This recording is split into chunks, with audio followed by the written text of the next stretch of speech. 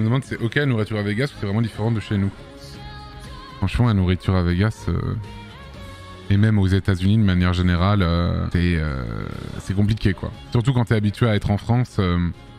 En fait, c'est très facile de bouffer de la merde à l'infini, mais dès que tu veux manger un truc un peu plus normal, on va dire, ça devient tout de suite beaucoup plus cher et même pas de qualité ultra incroyable. Même quand t'achètes un truc que t'estimes être un peu normal, globalement, ça reste quand même très moyen. En fait, t'as un supermarché qui ressemble au supermarché de chez nous, et même là-bas, en fait, les moindres, genre par exemple fruits et légumes sont méga chers. J'avais des images genre un plat préparé c'est 1 $, mais une pomme c'est 4. Bah c'est un peu ça en vrai. Et en fait le truc aussi qui est un peu aberrant c'est que tout se vend en grosse quantité on va dire. Et du coup bah en fait bah tu finis généralement pas le truc. Du coup forcément c'est un peu beaucoup du gaspillage aussi aux États-Unis j'ai l'impression. Quand vous êtes aux États-Unis et que vous prenez une boisson, genre dans un restaurant ou je sais pas vous allez dans un fast-food et tout, ne commandez jamais le large. En gros faut vous dire que la petite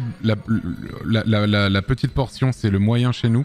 Et la moyenne portion, c'est l'extra large chez nous, globalement. Quand vous prenez large, mais alors là, c'est une dinguerie, quoi. Un baril. Ouais, c'est ça. C'est un baril de boisson qu'on vous file, là. Combien de sosies d'Elvis, juste pour l'instant? 1. Et ce qui est fou, c'est qu'on marchait pour rentrer d'un truc, on était sur le Strip, qui est la grande avenue de Las Vegas. Et je disais aux autres, putain, mais j'ai pas vu un seul sosie d'Elvis. Et puis au moment où je dis ça, on en voit un. Mais vraiment, mais dans la seconde où je dis ça, on en voit un. Comme s'il avait été invoqué par mes propos. Il était à côté d'un homme adulte d'une trentaine d'années habillé en bébé. C'était très étrange. Après, ça collait bien avec le mood d'Elvis. Et combien de femmes en tenue de carnaval? J'en ai vu 2. J'ai vu 2 femmes en tenue de carnaval, un peu carnaval de Rio. Et j'ai vu 2 femmes aussi qui étaient également habillées très légèrement et qui fouettaient les gens dans la rue. En fait, tu peux les payer pour qu'elles te fouettent et tu te fais prendre en photo pendant qu'elles te fouettent dans la rue. Je peux vous dire que... Je peux vous dire que la fille, il a dépensé tout son salaire de l'OP là. Et elle fouette vraiment, genre tu te payes et tu te retrouves avec le cul rouge vif, j'en sais rien mec. Renseigne-toi si ça te plaît, tu vois. As-tu vu plein de pubs scandaleuses pour des produits douteux? J'en ai vu plein, ça m'avait choqué. Oui, enfin... Oui, effectivement, bah t'as beaucoup de pubs pour des strip clubs et compagnie. Bon, voilà.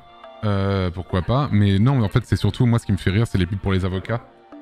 En fait, t'as vraiment... Ils ont une culture du procès aux États-Unis qui est hallucinante. Et du coup, t'as des panneaux partout avec des pubs pour des avocats, globalement. Partout, façon Better Call Saul. Exactement. Ouais, aussi kitsch que ça. C'est vraiment, c'est pas une parodie ce qu'ils ont fait dans Soul, c'est vraiment vraiment identique à ce que tu vois ici. Vous avez été voir les hôtels casinos? Oui, on a visité pour les gens qui avaient jamais vu, mais on n'a pas joué. Et finalement, est-ce que Vegas n'est pas une parodie du USA? Bah, en vrai, un peu, c'est ça. Hein. Il vous manque plus que d'aller dans le désert prendre des drogues et vous aurez l'expérience complète de Vegas. Non, mais on va probablement essayer d'aller voir, comme je disais, le Zion Park. Attention aux ours. J'avais déjà fait il y a 10 ans Yosemite, et on s'était arrêté dans un motel avant le parc. Et je me souviens que les gérants du parc nous avaient montré une vidéo de caméra surveillance de nuit d'ours qui ouvraient les portières de voiture à la recherche de sacs de chips. Du coup, on avait fermé la porte à clé, j'avoue. L'angoisse. Bah, en vrai, c'est rigolo, mais c'est vrai que ça fait un peu peur. Les rangers de Yosemite, je crois, disent que c'est très compliqué de faire une publique qui résiste aux ours et que les gens peuvent encore l'utiliser parce qu'il y a beaucoup d'overlap entre l'ours le plus intelligent et le mâle le plus stupide. Oui. Effectivement.